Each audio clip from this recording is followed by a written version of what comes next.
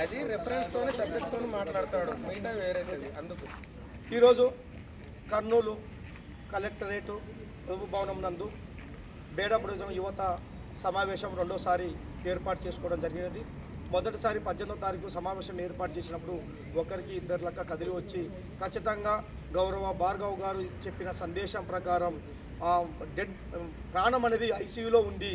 ఒక మనిషి ప్రాణము, ఆ ప్రాణం పోతేనేమో శ్మశానానికి, బతుకుతేనేమో ఇంటికి అనే సామెత ప్రకారం ప్రతి ఒక్కరికి యువత కల్లా మైండ్లోకి ఎక్కినాక గౌరవ భార్గవ్ గారు చెప్పినట్టు ఇప్పుడు ఢిల్లీలో మన బేడబుడుగ సమస్య ఉంది. కేంద్రం నుంచి కానీ రిటర్న్ వచ్చిందనుకో మళ్ళా వాళ్ళ ఆంథ్రోపాలజికల్ ఎకనామిక్ సర్వే అని ఆ రిపోర్ట్ ప్రకారం పంపాలంటే మరియు గవర్నమెంట్కు దాదాపు 3 కోట్ల రూపాయలు ఖర్చు అవుతుంది. ఆ కోట్ల రూపాయలు ఖర్చు పెట్టి మన యొక్క ఓటు బ్యాంక్ విషయాలపైన మన సమస్య పరిష్కరించే విధంగా ఏ ప్రభుత్వాలు ఉండవని మనకు తెలుసు.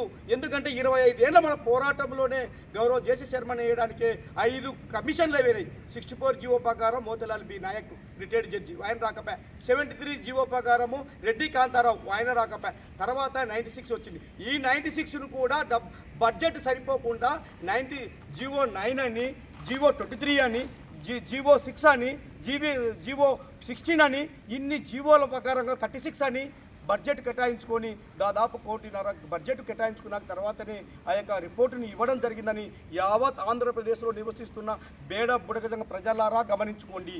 ప్రభుత్వము 1.5 కోటి ఖర్చు పెట్టింది జేసీ శర్మ కమిషన్ రిపోర్టుకు. మరియు ఇప్పుడు ఆంథ్రోపాలజికల్ లేదా ఎకనామిక్ సర్వే చేయాలంటే అది 5 మందా లేదా 6 మందా వాళ్ళ కమిటీ వచ్చి ఎంక్వైరీ చేయాలి. అది అయ్యే పని కాని పని, అది చెయ్యదు. ఇంకా మనము భార్గవ్ గారు చెప్పినట్టు డెడ్ బాడీ శ్మశానానికి పోయేట్టు ఉంటుంది. మనది కూడా బుడగజంగం భూస్థాపితం చేసే విధంగా ఉంటుంది. కాబట్టి కేంద్రంలో ఇప్పుడు నిండి ఉన్న సమస్య, ఇప్పుడు కేంద్రంలో కూటమిలో గౌరవ ముఖ్యమంత్రి చంద్రబాబు నాయుడు గారి అయితేనేమి, పవన్ కళ్యాణ్ గారి అయితేనేమి, ఇప్పుడు బీజేపీ అనుసంధానంతోనే కేంద్రం నడుస్తుంది.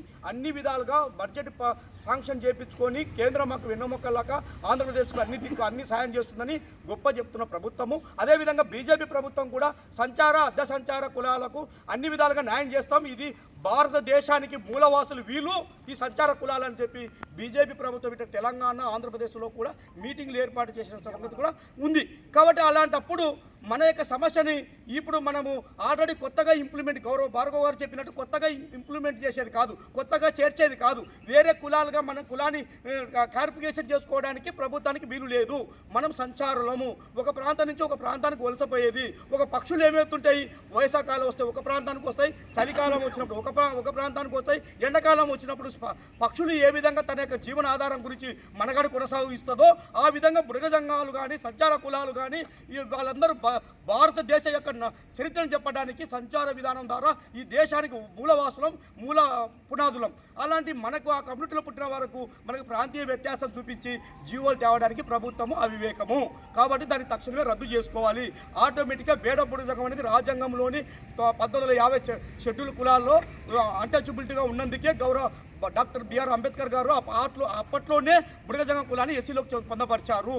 ఎస్సీ అనగానే సంచార కులాలు కొన్ని ఎస్సీలో ఉన్నాయి, ఎస్టీలో ఉన్నాయి, బీసీలో ఉన్నాయి. కాబట్టి ఈ కులాలు వాళ్ళ ప్రతిపాదనక వాళ్ళ వెనుకబడి విధానాన్ని చూసే అప్పుడు రాజ్యాంగం రచించేటప్పుడు ఎస్సీలోకి బేడబుడగం కులాన్ని పొందపరిచారు. ఇది గమనించినాకనే మనకు సర్టిఫికేట్లు ఇచ్చారు, మళ్ళీ రద్దు చేశారు. కాబట్టి దీన్ని ఖచ్చితంగా ఇప్పుడున్న కూటమి ప్రభుత్వము సాక్షాత్ ముఖ్యమంత్రి వారు కేంద్రానికి పంపించారు.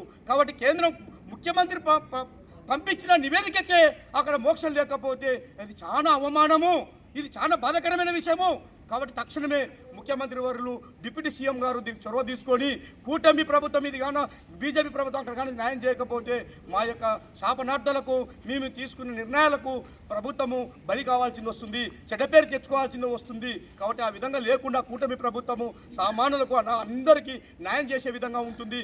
అదేవిధంగా గౌరవ డిప్యూటీ సీఎం గారు ఎప్పుడూ అంటుంటారు ప్రశ్నించే గొంతుగా ముందుకు ఉండాలనేది. నాయనా మా ప్రశ్నించే గొంతుగా కాదు, మా సమస్య పరిష్కరించండి, మీరు ఇచ్చిన మాట నెరవేర్చండి.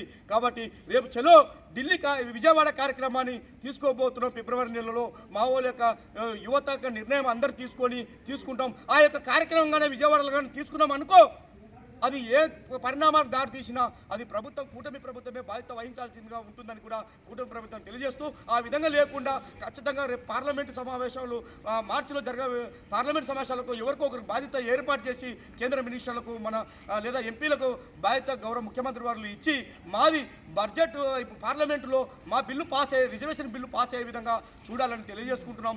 ఆ కోణంలో విజయవాడకు వచ్చే విధంగా మా యూత్ని కదిలించే విధంగా చేయకుండా దాన్ని తక్షణమే నిర్ణయం తీసుకునే విధంగా ప్రభుత్వం కూడా మనకు శుభవార్తం చెప్పే విధంగా తమరు ఇచ్చిన మాట నిలబెట్టుకునే విధంగా గౌరవ ముఖ్యమంత్రి వారు డిప్యూటీ సీఎం గారు బీజేపీ ప్రభుత్వం ఉండాలని చెప్పి ఈ సందర్భంగా తెలియజేసుకుంటున్నాం. యువతలారా ఆలోచించండి. ఈ యొక్క కార్యక్రమం ఇక్కడ నాందిగా పెట్టాం. యావత్తు 26 జిల్లాల్లో ఉన్నటువంటి ఆంధ్రప్రదేశ్లో బేడపడుతున్న యువత మీరు మీ పిల్లలు మీ తల్లిదండ్రులు అందరూ కూడా రేపు కూడా ఫిబ్రవరి నెలలో తీసుకున్న కార్యక్రమానికి భారీ ఎత్తున వచ్చి మన యొక్క ఉనికి ఏందో మన యొక్క సత్తా ఏందో విజయవాడలో చూపించబోవాలని కూడా తెలియజేసుకుంటున్నాం. లేకపోతే చావో రేవో అనే కార్యక్రమం కూడా చేపడుతున్నాం. చలో విజయవాడ కార్యక్రమాన్ని విజయవంతం చేయాల్సి ఉంటుంది. తదుపరి నిర్ణయం ఫిబ్రవరి నెలలో జరిగే తేదీని మీ యొక్క అందరి అభిప్రాయ ప్రకారమే యువత అభిప్రాయ ప్రకారమే డేట్ ప్రకటిస్తామని తెలియజేసుకుంటూ జై హింద్, జై బుడగ సంఘం, జై జై.